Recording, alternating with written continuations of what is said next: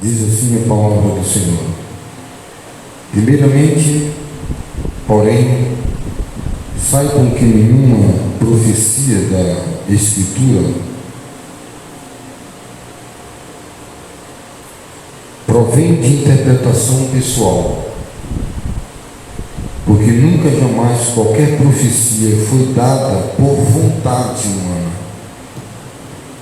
Entretanto, homens falaram da parte de Deus, movidos pelo Espírito Santo. Assim como surgiram falsos profetas no meio do povo, também haverá falsos mestres entre vocês. Eles introduzirão heresias destruidoras, chegando a negar o soberano Senhor que os resgatou, trazendo sobre si mesmo repentina destruição, e muitos seguirão as suas práticas libertinas, e por causa deles o caminho da verdade será difamado. Amém? Meus amados, nós estamos aí correndo contra o tempo, né? Estamos lá praticamente faltando 5 minutos para terminar o segundo tempo. É a última hora, né? A gente fica observando as falsas bandeiras, né? Como os acontecimentos estão na humanidade, os projetos para trazer ao homem a incredulidade. Eu sempre tenho dito aqui aos irmãos, como está escrito na palavra de Deus, que quem nele crê não será confundido. Nós já temos aqui o ensinamento da palavra. Vai passar tudo. Esses movimentos,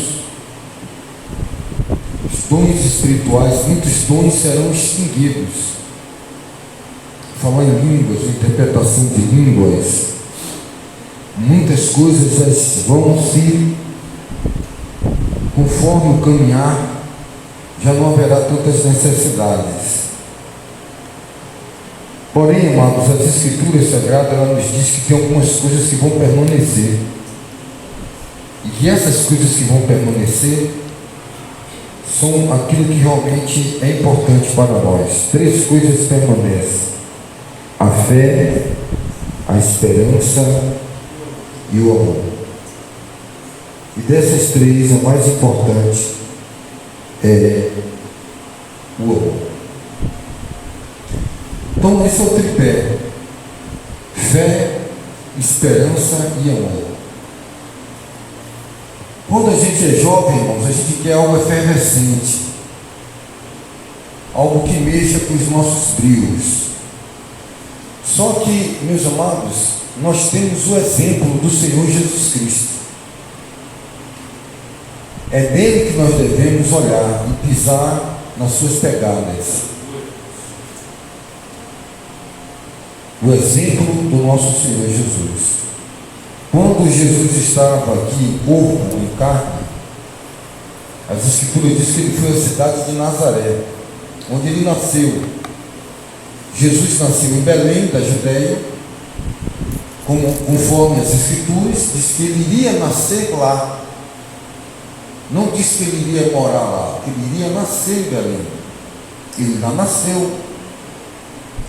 E Deus usou esse ponto da história para confundir os sábios daquela época, os intérpretes da lei. Havia pessoas ali ligadas à religião que eles interpretavam a lei. Quando um dos doutores da lei perguntou ao Senhor Jesus: o que devo fazer para herdar a vida eterna?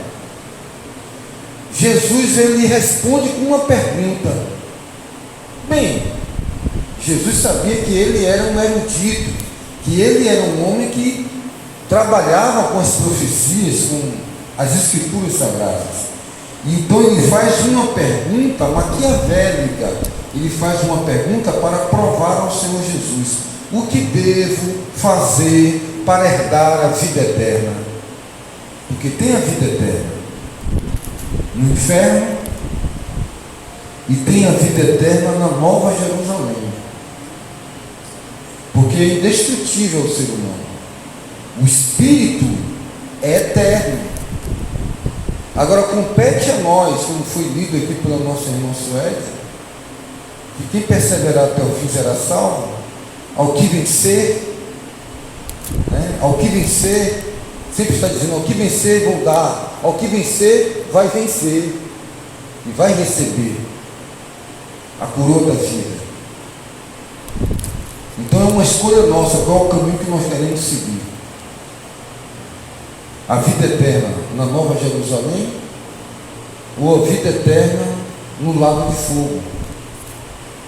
E aqui então aquele homem estava preocupado em herdar a vida eterna ao lado de Deus, com Deus, no paraíso, na Nova Jerusalém.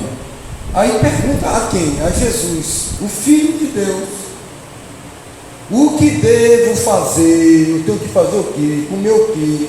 Andar onde? O que é que eu tenho que fazer para herdar a vida eterna? Jesus está vendo que aquela pergunta ali, ele sabe responder, porque ele não é doutor da lei. Aí Jesus perguntou para ele: bem, a Bíblia está em sua mão aí, você conhece a palavra de Deus? O que é que diz a palavra de Deus? Ele queria ouvir de Jesus uma resposta de Jesus mesmo. O achismo. Ô mestre, me diga aí, o que é que eu tenho que fazer para herdar a vida eterna? Jesus ia dizer: não, você tem que orar de cabeça para baixo. Não, eu penso que você tem que ir lá em Jerusalém todo ano. Ele aguardava que Jesus fosse responder alguma coisa do achismo. E Jesus aponta para o quê? Para a palavra, irmãos. O que diz a palavra de Deus? Aí aquele homem que conhecia a palavra de Deus responde: amarás ao Senhor teu Deus de todo o teu corpo, de toda a tua alma, de todo o teu espírito. Toda a tua vida é de Deus, é para Deus, é por Deus. Jesus olhou para ele e disse: muito bem, você respondeu certo. Você respondeu certo. Como você interpreta isso aí?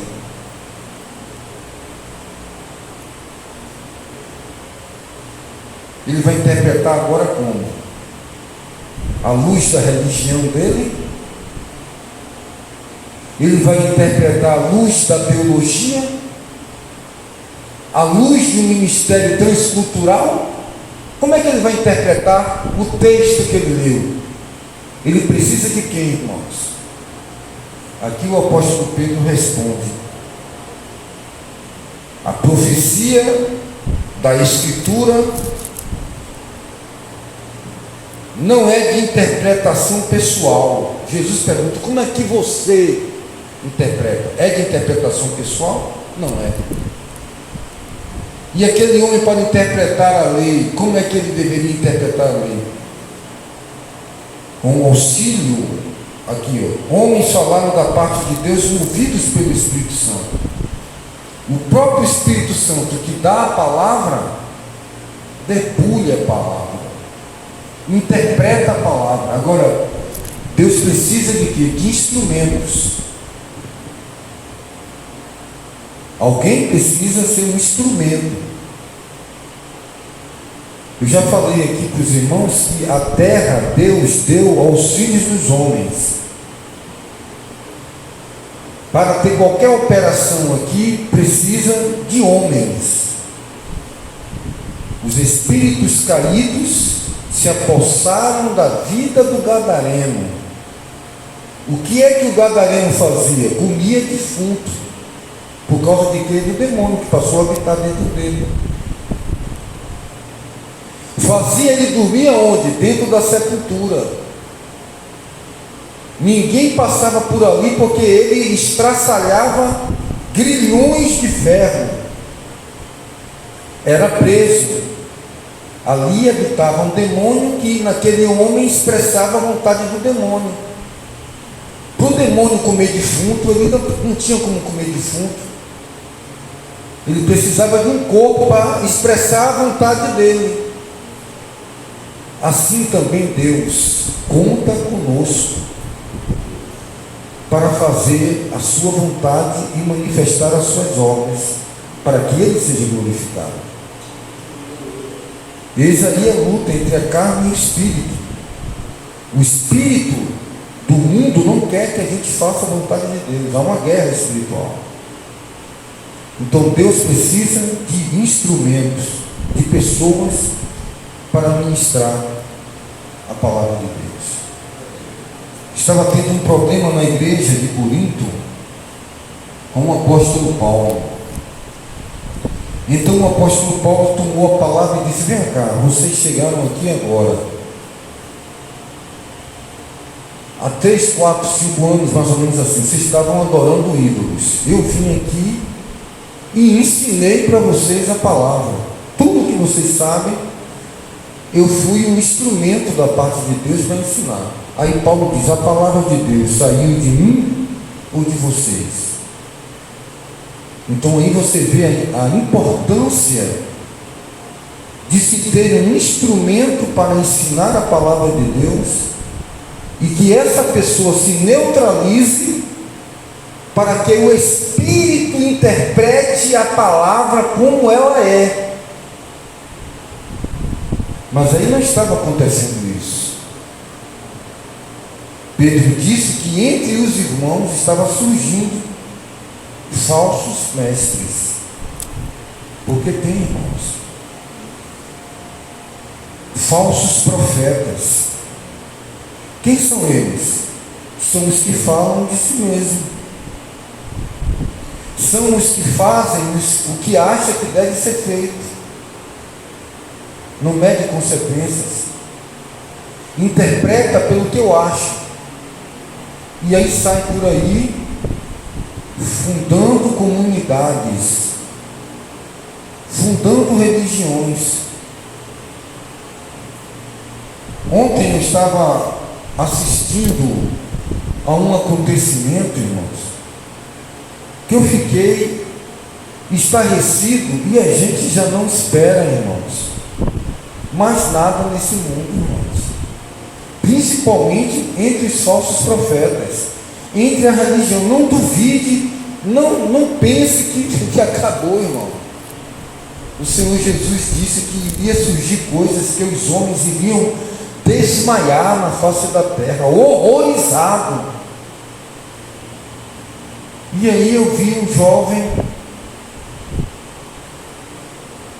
defendendo o seu avô, fundador de uma religião, que interpretava uma religião, interpretava a palavra de Deus para aquela devida religião.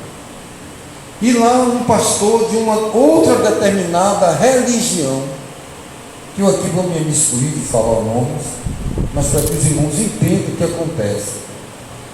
Lá esse pastor tem um bigodezinho, e é um pastor presidente lá na Paraíba, respeitado, a velha guarda dos costumes de homens e das doutrinas dos homens. E lá ele falou algo lá, né? Falou alguma coisa que ofendeu essa outra religião. Aí um dos netos desse fundador dessa religião fez um vídeo em resposta dizendo: olha, você está aí falando, seu pastor de bigode, aqui você não ia nem pregar e nem falar, porque o regimento interno da nossa instituição proíbe isso aí, então você para nós não é crente. Olha o cúmulo, irmãos, das interpretações. como é fácil a gente se apegar ao que é fácil realizar, porque um bigode você pega um barbeador e raspa em 5 minutos. Foi fácil tirar agora um servo de Deus. Em 10 minutos eu tirei os cabelos, que o próprio Deus fez nascer. Que daqui a 5 dias, que ele vai fazer hoje, ele vai dormir e amanhã as pontas já nascem. O Deus faz.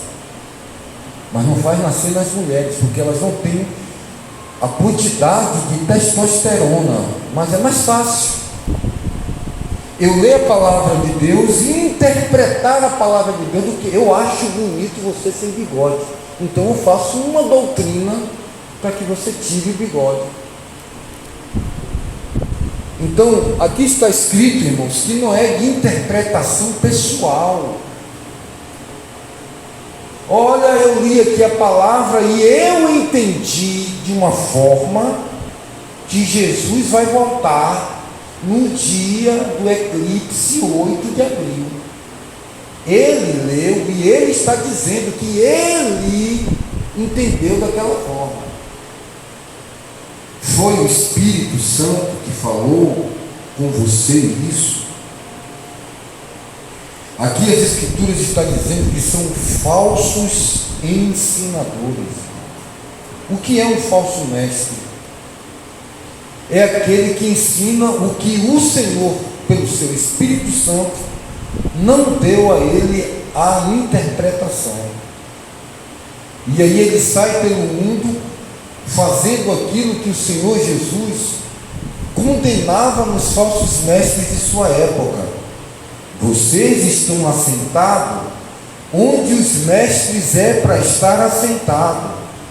Vocês estão onde os doutores é para estar, na cadeira de Moisés. Mas vocês não foram colocados aí por Deus, porque vocês têm a chave da ciência, que é a palavra, que é as Escrituras. Porém, vocês interpretam ao seu bel prazer. Vocês não entram nos céus, na vida eterna, no reino de Deus, e impede os que querem entrar. Com suas interpretatividades, coloca fardos pesados sobre os ombros e que nem você mesmo consegue carregar. Eles aumentavam os filactérios dos vestidos. O vestido era para ter 5 centímetros, eles mandavam botar 20, 30 centímetros. Para quê? Para que através dessa exacerbação, através desta demonstração, mostrasse a todos esse grau de santidade. Eram os paladinos da moralidade que interpretavam as Escrituras conforme aquilo que eles achavam que era bom. Note-se que quando o Senhor Jesus foi almoçar na casa do fariseu, os seus discípulos não lavaram as mãos. E eles então chamaram a Jesus e disse: seus discípulos não lavam a mão antes de comer. Jesus disse: sim, mas você leu isso aonde? O estadista Moisés, sobre higiene sanitária, escreveu isso? Está nas Escrituras isso? As suas tradições invalidam a palavra de Deus, neutraliza a palavra de Deus. A interpretação pessoal neutraliza a graça, irmãos, a ponto que nós começamos a viver dentro de um sistema, achando que estamos servindo a Deus e estamos servindo aos homens. A última ministração que eu ministrei foi em Ilhéus, a penúltima, porque eu já ministrei aqui depois que eu cheguei de viagem, e eu falei naquela igreja: 99% da sua vida pode estar errada, seguindo um outro Jesus, irmãos. E aí, quando Jesus perguntou: como é que você interpreta? Ele disse: quem é meu próximo? Sim. Sim, quem é meu próximo? E Jesus conta uma parábola. A parábola do bom samaritano. Todas as pessoas, irmãos, que têm dificuldade de ler as Escrituras e ter uma vida devota a Deus, consagrada a Deus, para poder receber o ensinamento do Espírito Santo. Olha o que foi que Jesus disse: não vos deixarei órfão, enviarei o Espírito Santo que vos guiará a toda a verdade. Mas como é? O Espírito Santo vai aparecer? Vai se materializar no formato corpóreo de uma pomba? Vai usar uma jumenta? Usou uma jumenta porque não tinha ninguém ali. Ele precisa de homens, de instrumentos que se neutralizam, que se colocam na presença de Deus, na posição para trazer o ensinamento da palavra de Deus. E como é que estão essas pessoas? Como é que estão esses profetas? Como estava Jeremias? Nós falamos isso na terça-feira aqui sobre Jeremias e Baruque. Como estava Ezequiel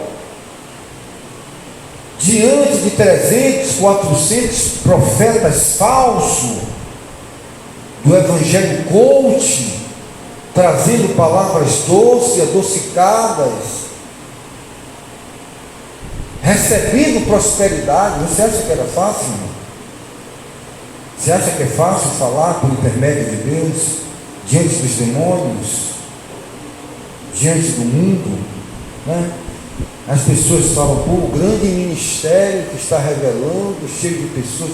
Você acha que se isso aqui fosse uma religião não estava cheio? Você acha que ia caber todo o Padre Piazza aqui dentro se aqui fosse uma religião? Você já percebeu a gravidade de ter as Escrituras e tentar levar as pessoas ao céu com muito esforço, ensinando e doutrinando a palavra, e cá por trás das cortinas, lá lutando com demônios? Já entendeu a dimensão das coisas, a gravidade das coisas, do pertencimento de ser de Deus? Ou está achando só bonito, só preencher o belo quadro religioso de eventos? Se sente tentado pelas cortinas da religião? Acha belo, atrativo? Ou você realmente tem um compromisso voltado para a edificação do corpo de Cristo?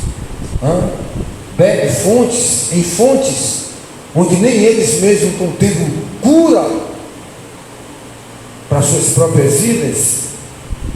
Como é que nós podemos, irmãos? E foi dito aqui na quinta-feira passada sobre o que realmente edifica, quais são as características de uma palavra que procede de Deus e edifica.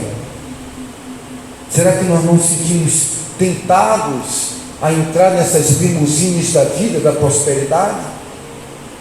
Ou achamos que podemos beber da mesma fonte? Você está disponível a sustentar como Elias até o final aquilo ao qual você se dispõe a crer? Ou vai se entregar? Vai ser seduzido? Porque aqui está escrito, irmãos: falsos mestres que enganarão a muitos. Existe uma outra gravidade que o apóstolo Paulo foi revelado pelo Espírito Santo, e que é para esses momentos que estamos vivendo, a operação do erro, curas miraculosas, pessoas que fazem perna crescer, operação do erro, porque, irmãos, o milagre não vai na frente da palavra. O evento brilhoso não vai na frente das Escrituras que pode libertar, irmãos. Existe muito milagre de cura e salvação. E o Evangelho da Graça, e o Evangelho do Reino salvífico, o do perdão, o do amor, o da reconciliação. Há uma disputa. O que realmente há? Quais são os critérios? E aí a gente fica sendo tentado todos os dias a ceder ao Evangelho coach, a trazer mais ou menos algo que esteja equiparado a isso, quando Jesus ele fala para conosco, irmãos? Será que quando o Filho do Homem vier à terra encontrará fé? Aí ele vai para Nazaré, chega lá em Nazaré, o que acontece, irmãos? Cadê o milagre? Cadê o milagre? Não tem milagre, Jesus? Você está fraco, Jesus? Você está sem poder, Jesus? Está sem unção? Cadê os milagres? Milagres esses que não aconteceram porque o povo não tinha fé. Mas para o diabo operar, você não precisa ter fé. Para o inimigo fazer curas milagrosas, não precisa ser fé. A fé só funciona direcionada a Deus. A fé verdadeira. A fé fruto da prática da palavra de Deus. A fé como positivismo, o cara come até um chá de cocô de boi e é curado. Eu falo sobre a fé que salva, a fé que aponta para a cruz, a fé que aponta para a redenção, irmãos. Fruto da prática, da vivência existencial da palavra de Deus. Aí vem heresias encoberta para um povo débil, para um povo sem dedicação ao Espírito, a Deus, não pode receber traduções da palavra de Deus, não pode receber interpretação da palavra de Deus, não aceita o ensino vindo do Espírito de Deus, não aceita, nega, e aí recebe o que? A operação do erro. E olha como a operação do erro cresce. Olha como se multiplica. Olha como é vantajoso estar nesse ambiente. Olha como estão aí. A sustentação, o brilho, como foi falado aqui, a riqueza, o dinheiro, as campanhas, a positividade naquilo que eu vou dar, que eu vou entregar. E aí a gente vai água mole, pedra dura, se entregando ao sistema. Os que são de Deus já estão se recuando, já não tem mais alegria para ministrar, estão se recuando. E por que estão se recuando? Porque o próprio Espírito de Deus já está trancando, preste bem atenção, está emudecendo, porque tem que se cumprir o que está escrito: andarão vagabundos da banda do norte à banda do sul, mas não vão encontrar nem profetas que preguem a palavra, escreve Herodes, não vão encontrar, terão fome, mas não é de pão, porque vai secar a boca dos homens de Deus. O que vai ser falado ali são os macedos da vida. E quem vai para eles? Quem será atraído? Não os que buscam a salvação, mas o que busca o completar de uma vida hedônica.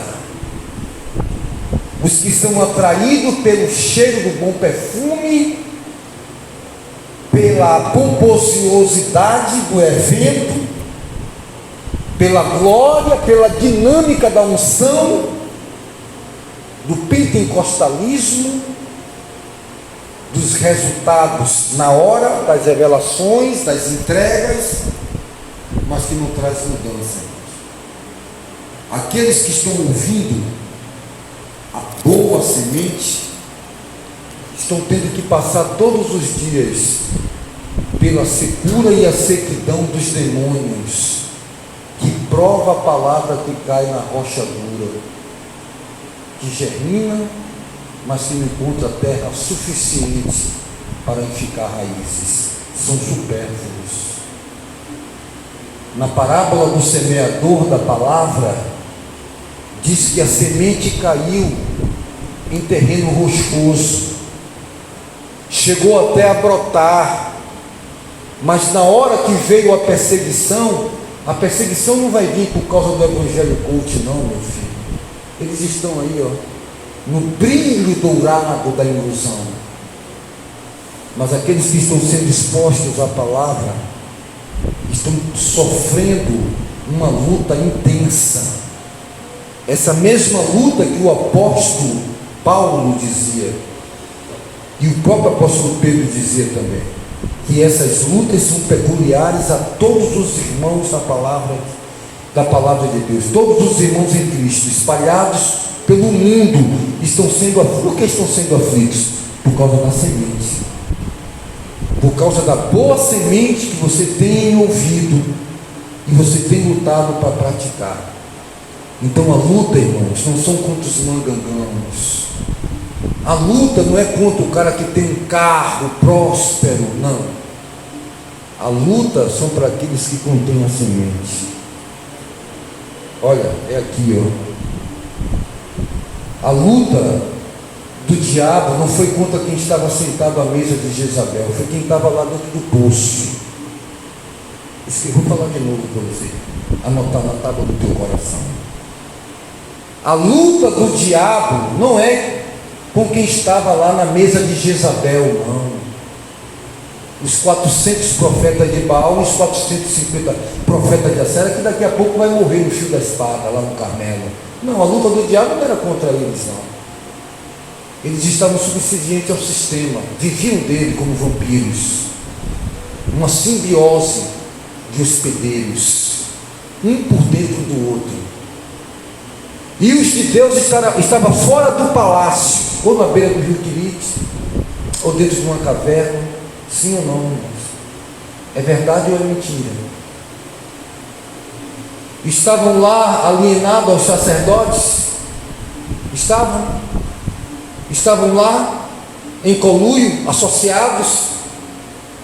Quando Natã foi até Davi, Natã estava onde? Lá no palácio? Samuel estava lá? Quando ele entrou dentro do palácio e ouviu os balidos de ovelha, estava onde Samuel? Lá dentro? Então, irmãos, averigue e discirna o porquê das tuas lutas. Quem é que quer te demover da posição? Quem é que quer afligir a tua alma? Olha, o diabo, Satanás, sabe quem tem os tesouros. Anote aí. Satanás sabe quem tem a palavra genuína. E é contra esses filhos da promessa, que são portadores da luz, que lá em Apocalipse diz que o dragão veio com fúria e que Deus precisou esconder no deserto.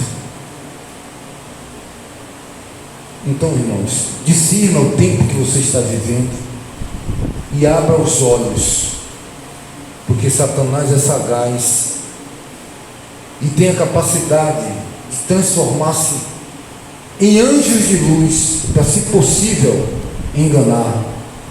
Mas é impossível quem porta a palavra, quem tem a palavra, quem tem o entendimento do Altíssimo, cair, ser abatido. O apóstolo Pedro, no capítulo 12, ele diz: vocês têm a semente que foi implantada em vossos corações, é poderosíssima para vos salvar, que foi implantada no alvorecer, na alvorada. E a essa palavra, e a essa semente que nós temos que nos apegar, amados irmãos. Então veja e analise onde está a semente e guarde a semente através da prática. E é por isso que o inimigo está aí, ó. Ele não está preocupado com aqueles que estão semeando o erro, a mentira, o engano. É por isso que Jesus olha para o seu lado e diz: não temas, pequeno rebanho. Pequeno rebanho, não temas, porque aprove ao Senhor vos dar o reino de Deus. Cuidado com aqueles que estão com sacolas na mão, querendo ouvir da boca do mestre o pão et circenses. Porque Jesus falou: vocês vieram aqui atrás de comida, cura, bênção, prosperidade, mas quem não comer da minha carne e beber do meu sangue não tem pacto comigo, não tem parte comigo, não tem aliança comigo, não tem unidade comigo.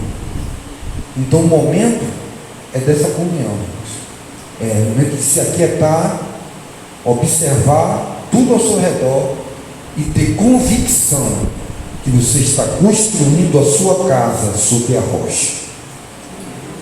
E você será bem-aventurado, porque você está construindo sobre fundamentos sólidos, e esses fundamentos é a prática da palavra de Deus.